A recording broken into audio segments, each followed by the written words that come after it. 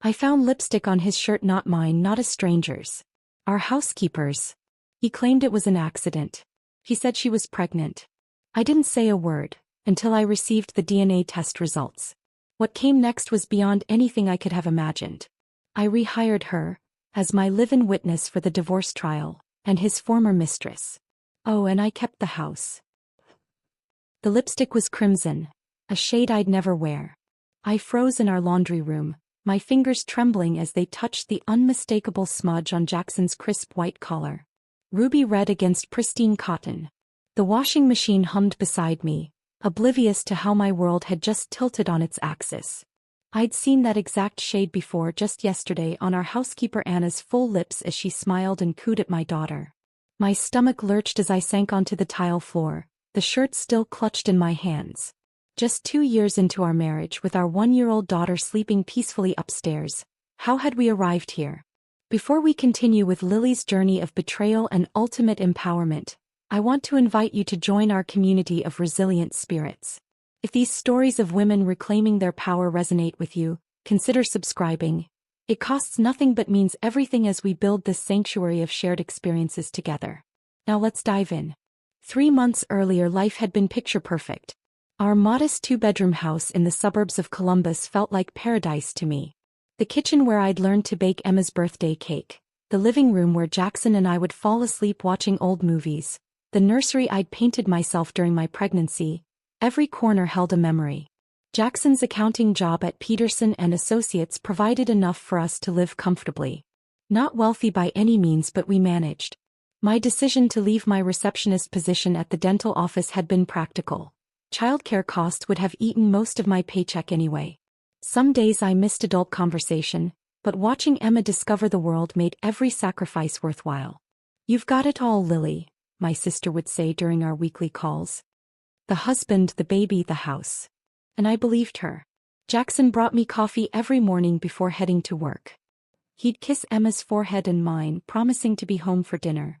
We'd built a rhythm, a life that felt secure and warm. The first hairline fracture appeared in February. Jackson missed dinner on a Tuesday, not unusual with tax season approaching. But when he stumbled in at 11 p.m., his excuse about a client emergency felt rehearsed.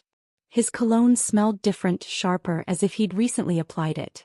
When I hugged him, he tensed before relaxing into my embrace. "Everything okay?" I asked, searching his face. "Just tired, Lil. This new client is demanding." He kissed my cheek and headed straight for the shower. That night, I stared at the ceiling, listening to his even breathing beside me, wondering why my instincts were suddenly on high alert. The next morning, everything seemed normal again. I dismissed my concerns as new mom paranoia. Then came the text message. Jackson had left his phone on the kitchen counter while he played with Emma in the backyard. The notification lit up the screen. "Miss you already. Same time tomorrow." No name, just a number I didn't recognize. My finger hovered over the message for a long moment before I set the phone down, heart hammering. When I handed it to him later, his eyes flickered with something. Worry? Before he pocketed it without a word. Our budget was stretching thin with Emma's growing needs, so when our neighbor Susan suggested her niece needed part-time housekeeping work, it seemed like the perfect solution. Anna Rodriguez arrived on a Monday morning, all smiles and efficiency. 27, petite, with glossy dark hair and warm brown eyes that crinkled when she laughed. She immediately charmed Emma, who typically wailed at strangers. "You have a beautiful family," Anna told me, glancing at the photos on our mantel. Something in her tone made me pause, but she was already rolling up her sleeves, asking about cleaning supplies. Jackson came home early that day, a rare occurrence that normally would have delighted me. Instead, I noticed how his eyes followed Anna as she gathered her things to leave. How he insisted on walking her to her car since it was getting dark, though the spring sun wouldn't set for hours. "She seems great," he said too casually when he returned. "Good find, Lil." The pattern continued over the next few weeks. Jackson suddenly remembering errands that needed running on Anna's workdays. Coming home for lunch when he knew she'd be there. Small interactions that could be dismissed individually but formed a mosaic of suspicion when pieced together. Our anniversary dinner was scheduled for Thursday. Reservation made weeks in advance at the Italian restaurant where we'd had our first date. Emma would stay with my mother, giving us a rare night alone. I'd bought a new dress, scheduled a haircut.